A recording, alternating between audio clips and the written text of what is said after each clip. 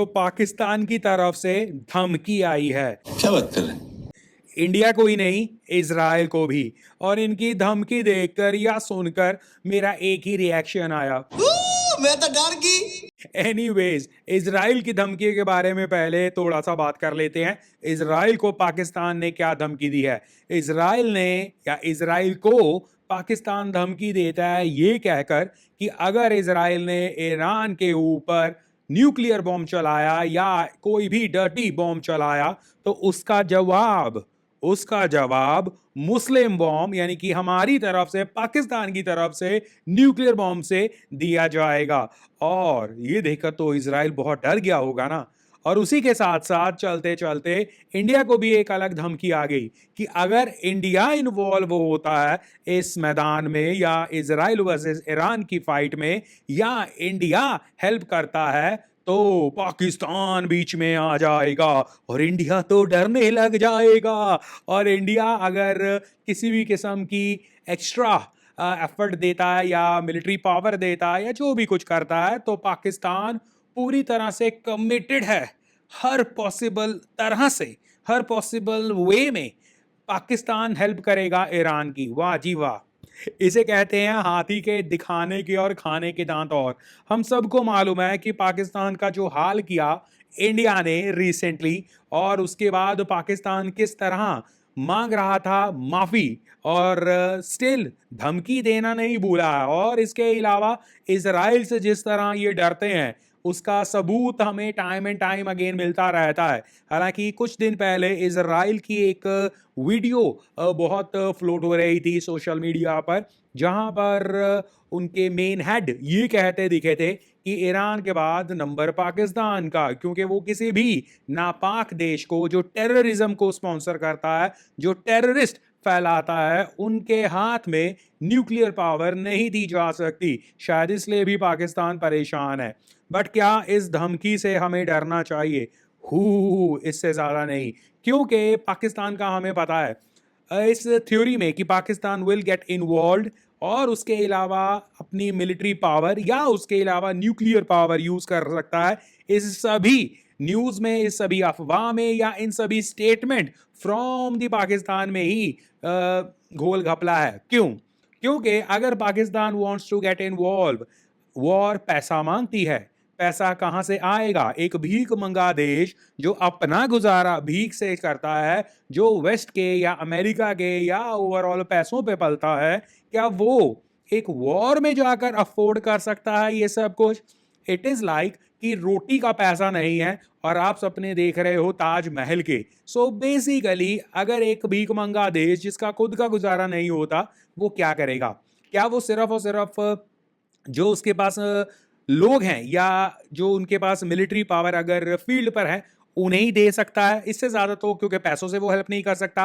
Weapons वो सारा आपका बाहर का है, और अगर आपने हेल्प करनी है तो आपके पास कितना वेपन एक्चुअली पड़ा होगा जो कारगर होगा। रिसेंटली हमने ऑपरेशन सिंदूर में देखा कि इंडिया ने किस तरह इनके नटकास दिए थे, तो वो सबको पता है। और नंबर दो, अगर आप अपने ट्रूप्स या अपने लोग वहां पर मरने के लिए भेजना चाहते हो तो सबसे पहले कितने ऐसे देशभक्त आपको मिलेंगे जो उनके लिए शहीद होने के लिए जाएंगे? क्योंकि आपकी खुद की रिपोर्ट्स रिसेंटली कहती है कि बलूचिस्तान में जिस तरह का आतंक मचा हुआ है आपके लिए, जिस तरह की प्रॉब्लम्स आपके लिए क्रिएट हुई पड़ी हैं, या आपकी इंटरनल पॉलिटिक्स इतनी बुरी तरह से खराब हुई पड़ी है कि मे भी आपको एक तरह के लॉयल बंदे मिले भी ना जो जाकर आपके लिए दूसरे मुल्क के लिए शहीद होना चाहें। नंबर दो, आप अगर ये सोच रहे हो कि, और वैसे भी एक चीज ये भी ध्यान रखा जाएगा कि फील्ड पर या सिर्फ और सिर्फ बंदों की लड़ाई यहां पर हो ही नहीं रही है। इजराइल दो मुल्क छोड़कर है और ये दोनों फील्ड पर तो लड़ ही नहीं रहे हैं, ये हवाई हमले कर रहे हैं। हवाई हमलों की जब बारी आती है, पाकिस्तान के पास जो प्लेन्स वगैरह हैं उसमें प्रमुख तौर पर चाइनीज हैं या अमेरिकन हैं। अमेरिकन यूज करने नहीं देंगे या वो कर नहीं सकते। चाइनीज भी क्यों चाहेगा कि जो आपने पहले बेइज्जती करवाई है वो दोबारा से बेइज्जती हो जाए? और अगर चाइना को इन्वॉल्व होना ही होगा तो वो कहीं ना कहीं अपनी प्रेजेंस खुद दिखा सकता है। रिसेंटली हमने बात की थी ना, आई थिंक कल परसों एक खबर आई थी जहां चाइनीज कार्गो ईरान पर गया है, तो ऑब्वियसली जो भी सप्लाई वगैरह उन्होंने करनी होगी वो करेंगे। और चाइनीज कैन नॉट अफोर्ड एक अनदर वॉर जहां उनके एयरप्लेन्स या उनके फाइटर्स वहाँ पर प्रॉब्लमैटिक हो जाएँ, क्योंकि पिछला ऑपरेशन जो अगेंस्ट इंडिया हुआ है, ऑपरेशन सिंदूर, वहाँ पर काफ़ी बेइज़्ज़ती हो चुकी है।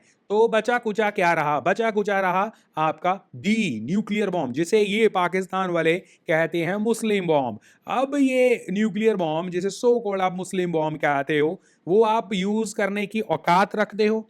I don't think so. और कुछ हद तक तो हमने ये भी सुना है कि ये रीसेंट ऑपरेशन सिंदूर में पाकिस्तान का ये फुसी बॉम्ब जो है वो बॉम्ब बॉम्ब हो चुके हैं और उनके पास कुछ ज़्यादा बचा नहीं है। और अगर बचा भी है उस पे कुछ हो भी सकता है, वो अमेरिका ना करने देगा, ना ये हो सकता है। तो पाकिस्तान की तरफ से ये सिर्फ और सिर्फ वो होता है ना, मुस्लिम ब्रदरहुड दिखाने के चाह में, हालांकि इनके खुद के बहुत मसले हो सकते हैं। इन्होंने खुद रिसेंट टाइम्स में अपने बॉर्डर उनके लिए क्लोज कर दिए हैं। पाकिस्तान ने अब किए हैं, इससे पहले आपको याद होगा ऑपरेशन सिंदूर के वक्त ईरान ने इनके लिए अपने बॉर्डर्स बंद कर दिए थे। और इससे पहले भी इन दोनों की आपस में काफ़ी कॉन्फ्लिक्ट्स हो चुकी हैं। और इवन फील्ड पर या ग्राउंड पर आज की तारीख में ये रिपोर्ट्स आई हैं कि पाकिस्तान ने अब अपने बॉर्डर्स इनके लिए बंद कर दिए हैं, सो दैट वहाँ से, ईरान से इनकी तरफ कोई ना आ पाए। और इसके अलावा जब आपकी इतनी टेंशन्स, आपके खुद के मतलब बुरे हाल, अच्छा सबसे इंपॉर्टेंट चीज़ क्या है?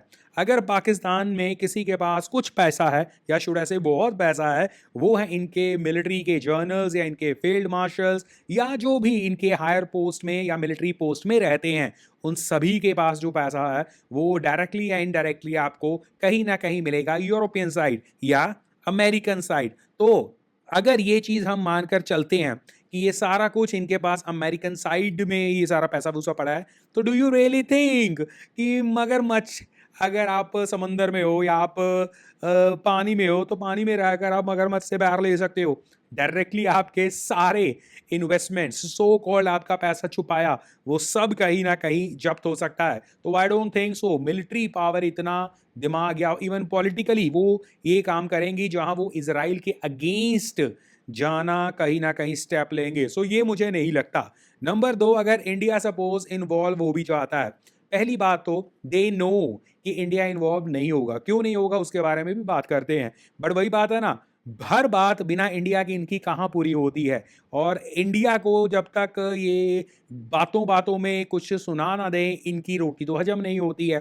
तो इन्हें पता है कि इंडिया का इंटरेस्ट ईरान में भी है, और बिजनेस इंटरेस्ट है स्पेशली, और इनकी दोस्ती इसराइल के साथ भी है। और इंडिया का स्टांस क्लियर हो चुका है कि हम चाहते हैं पीस, हम नहीं चाहते कि ये वॉर हो या ये आपस में लड़ें। अब इसका मतलब कतई ये नहीं है, हम दिल से भी यही चाहते हैं कि टेररिज्म ख़त्म क्यों ना हो, या टेररिज्म ख़त्म हो या ना हो, या इज़राइल सही कर रहा है या नहीं कर रहा, हम दिल से यही चाहते हैं कि दुनिया में कहीं भी टेररिज्म हो उसे ख़त्म होना चाहिए। और अगर इज़राइल टेररिज्म को और न्यूक को ख़त्म कर रहा है तो ये राइट स्टेप है। बट हमारी तरफ से, क्योंकि एक तरफ हमारे बिजनेस, हमारे स्ट्रेटेजिकल कहीं ना कहीं इंटरेस्ट हैं, और दूसरी तरफ एक हमारा ट्राइड एंड टेस्टेड फ्रेंड है इसराइल के तौर पर, और उसके साथ भी हमारे कई अच्छे सीक्रेट या बहुत इंपॉर्टेंट मिशंस रहते हैं, हमारी सीख रहती है, हमारे एजुकेशन पार्ट्स भी रहते हैं, तो इसराइल भी हमारे लिए इंपॉर्टेंट है। और हम इसमें स्टेप इन नहीं करेंगे ऑफिशियली, और ये पाकिस्तान को भी पता है। तो इसलिए उन्होंने वही कि इंडिया का नाम लेना है,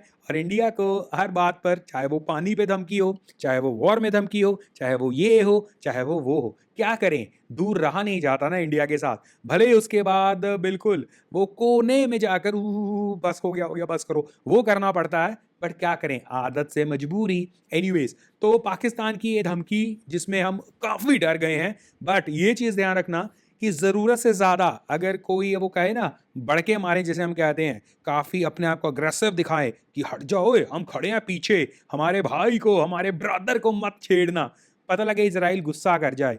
और वैसे इजराइल के बाद आपका नंबर लगे या ना लगे, आपके ये धमकियों के बाद हु नोज कि इजराइल इस मूड में आ जाए कि भाई ये लोग थे जो हमें धमकियां लगा रहे थे कि हम न्यूक्लियर मार देंगे तुम लोगों के ऊपर अगर तुमने हमारे ब्रादर के ऊपर कुछ किया। तो हु नोज इसका हवाला लेकर इजराइल का नेक्स्ट टारगेट पाकिस्तान ही हो जाए। तो डियर पाकिस्तान, वैसे तो हम बहुत खुश होंगे अगर ऐसा होता है, बट अगर आप अपनी खैर चाहते हो और आप नहीं एक, वो कहते हैं ना, एक बहाना देना चाहते इसराइल को अपने ऊपर नजरें टिकाने की, तो कृपया कर कर अपने मुंह को चुप रखो और जो पैसा मिला हुआ है, जिस वजह से तुम चलते हो, उसे आराम से उस व्हीक को लेकर एंजॉय करो और ज़बरदस्ती इज़राइल को छेड़ो मत और ज़बरदस्ती के ये बयान देकर अपने आप के लिए मुसीबत मत लो क्योंकि उसका बहुत बुरा हशर हो सकता है। एनीवेज, ये हुआ पाकिस्तान की धमकी। एक और मुद्दा है आज हमारे लिए, वो है हमारे लिए कि इज़राइल और ईरान की अपडेट्स और ये युद्ध जो है इसमें क्या इज़राइल ने, अमेरिका ने या दुनिया ने ईरान की पावर को या ईरान को थोड़ा सा अंडर एस्टिमेट कर लिया है, क्योंकि लग ऐसा ही रहा है। देखो, एक चीज़ क्लियरिटी है, एक चीज़ क्लियर है, इज़राइल बहुत प्रिसाइज अटैक्स करता है। उन्होंने उनके टॉप ऑफिशियल्स, टॉप के बंदे एलिमिनेट किए हैं और उनके मिलिट्री हो, उनके न्यूक्स को वो ख़त्म करने जा रहा है और उनकी जो भी स्ट्राइक्स होती हैं A1 नंबर की होती है और वो रिजल्ट्स लेकर आती हैं। बट यहाँ पर प्रॉब्लम क्या है, जो हम प्रीवियसली रेगुलर बात करते आए हैं कि इज़राइल है इतना सा, ईरान है इतना, साइज डिफरेंस। भले ही आपकी क्वालिटी, आपका अटैकिंग स्किल बहुत तगड़ा हो, बट उनका एक आता है और उस एक को झेलने की प्रॉब्लम भी है कहीं ना कहीं इजराइल में, और शायद इसलिए इजराइल ने अमेरिका को कहा है डायरेक्टली आने के लिए। तो क्या हम उस सिचुएशन को देख रहे हैं? नो डाउट कि कहीं ना कहीं Iran is facing the heat, but उसके साथ साथ इजराइल को भी वो हीट फेस हो रही है, क्योंकि वो जितना मारते हैं 2 4 5 10% अगर उसमें से लग जाता है इजराइल को, तो वो प्रॉब्लमेटिक सिचुएशन है। क्या हिटिंग एबिलिटी ऑफ ईरान को अंडर एस्टिमेट किया गया? मुझे लगता है यस। और फिलहाल के तौर पर जहां तक मैं सोशल मीडिया भी देख रहा हूं, एक्सपर्ट्स को भी सुन रहा हूं, मुझे यही फील हुआ। नॉट सेइंग कि कौन जीतेगा कौन हारेगा या जो इजराइल कर रहा है वो कर देगा ultimately this and that, I am not saying that. Results पे अभी हम नहीं जा रहे हैं। वॉर डिस्ट्रक्शन लाती है, make no mistake about it. War की सिचुएशन में ओवरऑल नुकसान होता है, किसी का कम किसी का ज़्यादा, बट होता है। चाहे कमज़ोर हो चाहे शक्तिशाली हो, नुकसान तो होता है। बराबरी का हो कम ज़्यादा हो वो एक अलग मुद्दा हो जाता है। बट इस केस में लगभग मेजॉरिटी ऑफ द टाइम या मेजॉरिटी ऑफ द पीपल जो मैं सोशल मीडिया पर भी देख रहा हूँ, ओवरऑल अगर न्यूट्रल स्टैंडिंग्स भी रखते हैं, उनके हिसाब से कहीं ना कहीं वो ईरान को काफ़ी काफ़ी अंडर एस्टिमेट कर रहे हैं। और जिस तरह की स्ट्राइकिंग एबिलिटी ईरान दिखा रहा है, उसमें कुछ लोग बिलीव नहीं कर पा रहे हैं, कुछ लोगों को लग रहा है कि शायद ये हो नहीं सकता, कुछ लोगों को लग रहा है ये फेक चीज़ें हैं, कुछ लोगों को दिस एंड दैट। डेफिनेटली काफ़ी फेक फॉर प्रोपेगेंडा भी चल रहा है सोशल मीडिया पर, मैं मानता हूँ। बट कहीं ना कहीं फ्यू थिंग्स जो हमें नोटिस करनी चाहिए। इसराइल की यूएसए डायरेक्ट हेल्प मांगनी, यूएस की ये माना जा रहा है कि काफ़ी हेल्प ऑब्वियसली वेपन्स के थ्रू तो आ रही है, स्ट्रेटेजिकल आ रही है, दिस एंड दैट, बट अब बातें चल रही हैं डिफेंस के अलावा अटैकिंग में भी उनकी हेल्प की ज़रूरत पड़ रही है। और इवन यूके की तरफ से भी चीज़ें आर फर्दर गोइंग अहेड। तो कहीं ना कहीं आप बेसिकली इसे वेस्ट वर्सेस ईरान बनाने जा रहे हो, क्योंकि Israel is feeling that pressure. This could be only because of few reasons. Either they want it as fast as possible, which is the right strategy, कि आप जितनी जल्दी ये काम तमाम करो, खत्म करो, वो आपके लिए अच्छा है। जितना इसे लंबा खींचोगे ना, वो प्रॉब्लमेटिक सिचुएशन दे रहा है इजराइल के लिए। एटलीस्ट ईरान डैमेज ले रहा है और लेता रहेगा ultimately. What we thought before this starting कि ईरान में भी ज़्यादा सस्टेन ना करे, बट द प्रॉब्लम इज वो सस्टेन करे या ना करे, उनका जो रिप्लाई है, जो रिटेलिएशन है, वो जो अटैक कर रहे हैं, वो इसराइल कितनी देर तक झेल सकता है, दैट्स द प्रॉब्लम। और शायद इसलिए मे बी इसराइल वांट्स कि ये जल्दी खत्म हो, बिकॉज दे नो कि ये जितनी देर हम इन्हें रोकेंगे और जितनी देर हम डीप अटैक नहीं कर देंगे और कंप्लीटली फिनिश आउट नहीं कर देंगे, तब तक हम वो अटैक शायद झेल नहीं पाएंगे। एक ये हो सकता है which is right strategy, but उस स्ट्रेटेजी के ऊपर अमेरिका को आना पड़ेगा। अमेरिका का आने का मतलब ये है आप कई ऐसे अदर कंट्रीज को कहीं ना कहीं पंप्ड अप कर दोगे, बहाना दे दोगे आने का, which could be the right decision, wrong decision, वो हमने कल भी बात की थी। नंबर 2, अगर इसराइल ने वाकई अंडर एस्टिमेट किया था the striking ability of Iran, जो कि मुझे लगता है किया था, उस वजह से now they are feeling the pressure. एक तरफ उनकी खुद की इंसल्ट होगी अगर वो इसे जल्दी से ख़त्म ना कर पाए और उससे पहले अपना बहुत सारा डैमेज कर गए। Number 2, even America will not like that कि कहीं ना कहीं Israel is kind of a proxy for them. Israel की जो घमंड है वो अमेरिका का भी पीछे घमंड है, और अगर इसराइल हारा दैट मीन्स कहीं ना कहीं यूएसए भी हारा। और ट्रम्प साहब तो ऑलरेडी बोल चुके हैं कि इसराइल के पास हमारे वेपन्स हैं और उन्हें यूज़ भी करना आता है, और दे आर दुनिया के नंबर 1, तो वो दुनिया के नंबर 1 अगर ईरान से हारते दिखे या ईरान को वो डैमेज ना कर पाए या वो थोड़ा बहुत वो कहते हैं ना आपस में साठ-गाँठ कर पीस वाली डायरेक्शन में चले गए, it could not be that good for reputation of Israel and the USA. और अगर इस इन बिटवीन अमेरिका को डायरेक्टली कंट्रोल लेना पड़ेगा इज़राइल के साथ, दैट मीन्स ईरान कहीं न कहीं हैव एटलीस्ट बहुत ज़्यादा उन्होंने विन किया है सिचुएशन को। इसके अलावा व्हाट इज़राइल वांटेड कि न्यूक्लियर प्रोग्राम ज़रा ख़त्म हो, वो ये कर भी सकते हैं। But are they looking at regime change? क्या वो चाहते हैं कि वहाँ पर सत्ता बदले? That is what Israel surely will want. But अगर वो नहीं होता है एंड न्यूक्लियर प्रोग्राम कहीं न कहीं एलिमिनेट हो जाता है या वो कह देते हैं कि हमें नहीं करना, तो एक फेस सेविंग मिल जाएगी कहीं न कहीं इज़राइल को और यूएस को। क्योंकि अगर वो रिजीम चेंज भी कर लेते हैं और न्यूक वाला काम भी खत्म कर लेते हैं, ये तो विन विन सिचुएशन है, जो कि अभी शायद डाइसी मुझे दिख रही है या ओवरऑल हम मान रहे हैं एटलीस्ट मे बी ऐसा हो जाए। बट अगर सिर्फ और सिर्फ ये पीसफुल टॉक्स पे आ जाए बात और ईरान मान जाए, जो कि बीच में बातें चली थी, बट क्योंकि सोशल मीडिया पर आजकल आधी चीज़ें फेक आ जाती हैं, आधी चीज़ें ये वो, बट एक बात चली थी कि हम न्यूक नहीं बनाने जा रहे या हमें नहीं बनाना है, ये खबरें भी चली थी। तो अगर रिजीम चेंज नहीं होती है और न्यूक तक बातें रह जाती हैं कि हम न्यूक नहीं बना रहे हैं, दैट विल मीन कि इट वाज़ कि दोनों तरफ हीट तो बहुत तेज़ थी और कहीं न कहीं प्रेशर था इज़राइल के ऊपर भी, इसलिए ये पीसफुल टॉक्स हो गई। लेट्स सी कहाँ ये बातें जो आती हैं, बिकॉज़ इज़राइल को ये जो भी करना है, जल्द से जल्द करना है। ईरान जो स्ट्राइक कर रहा है, वो बर्दाश्त के बाहर हो रहा है और यूएसए का सीधा आना बीच में प्रॉब्लम्स हो रहा है, क्योंकि दे आर गेटिंग इन और they are closing in more and more, which is not good overall.